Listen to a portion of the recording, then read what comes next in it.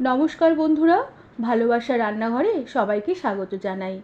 আজ আমি মুলো দিয়ে তাজা ট্যাংরা মাছের একটি হালকা পাতলা ঝোল বানাবো।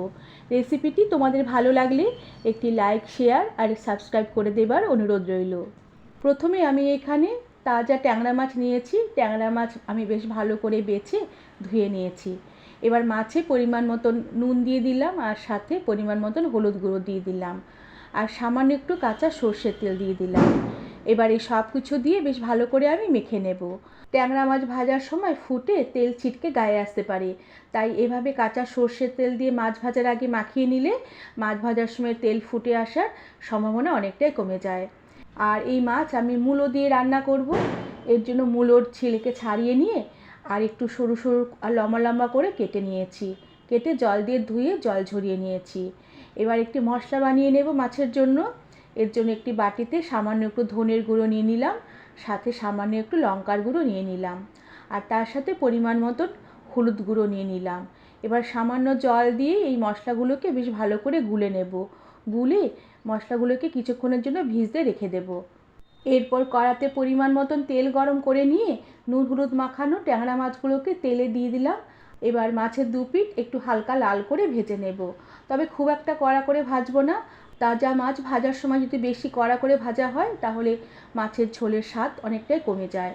সবগুলো মাছ এভাবে হালকা লাল করে ভেজে কড়া থেকে তেল ছেঁকে আমি উঠিয়ে রেখে দিলাম। এরপর এই মাছ ভাজার তেলেই আমি মুলোগুলোকে ভেজে নেব। এর জন্য মুলোর টুকরোগুলোকে তেলে দিয়ে দিলাম। এবার মুলোর টুকরোগুলোকে তেলে কিছুক্ষণ একটু নেড়েচেড়ে হালকা করে ভেজে নেব। ততক্ষণে আমি মাছের জন্য আরেকটি মশলা বানিয়ে নেব। এর জন্য একটি বাটিতে সামান্য একটু কালো জিরে নিয়ে নিলাম। কালো জিরের পরিমাণ একটু সামান্য নিতে হবে। সাথে একটা রসুনের কোয়া নিলাম, তার সাথে নিয়ে নিলাম একটা শুকনো লঙ্কা, আর সাথে একটা কাঁচা লঙ্কাও নিলাম। সাথে ধনে পাতার পাতাগুলোকে বাদ দিয়ে ডাঁটাগুলো নিয়ে নিলাম।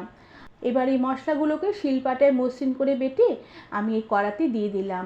এবার এই মশলাগুলোকে কিছুক্ষণ একটু তেলে নেড়ে চেড়ে নেব। মশলাগুলোকে কিছুক্ষণ তেলে নেড়ে চেড়ে নেবার পরে আমি যে ধনে গুঁড়ো আর লঙ্কার গুঁড়ো জলে ভিজিয়ে রেখেছিলাম সে জলে ভিজানো মশলাগুলোকে দিয়ে দিলাম। এবার এই সমস্ত মশলাগুলোকে দিয়ে পরিমাণ মতো নুন দিয়ে দিলাম, আর এরপরে ঢাকা দিয়ে রেখে কিছুক্ষণ মশলাগুলোকে আমি একটু রান্না হতে দিলাম। আর কিছুক্ষণ মুলোর সাথে মশলা এভাবে ঢাকা দিয়ে রান্না করে নেবার পরে ঢাকনা খুলে দিলাম। এবার মশলাগুলোকে বেশ ভালো করে নেড়েচেড়ে একটু কষিয়ে নেব, যতক্ষণ না মশলার জল শুকিয়ে মশলা থেকে তেল বেশ ভালোভাবে সেপারেট হয়ে আসে।